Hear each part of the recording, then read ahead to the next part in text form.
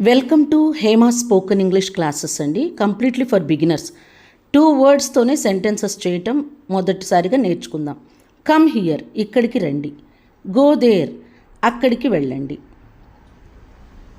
Call me, నాకు ఏదైనా calls చేయాలి, ఫోన్ చేయాలంటే కాల్ మీ అని చెప్పాలి. హెల్ప్ మీ, నాకు సహాయం చేయండి. సిట్ హియర్, ఇక్కడ కూర్చోండి.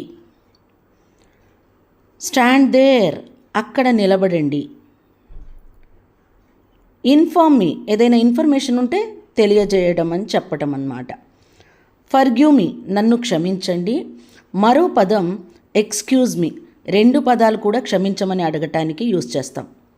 రైట్ నీట్లీ, పిల్లలు చక్కగా రాసుకోవడానికి చెప్పే పదం. రీడ్ కేర్ఫుల్లీ, జాగ్రత్తగా చదవండి.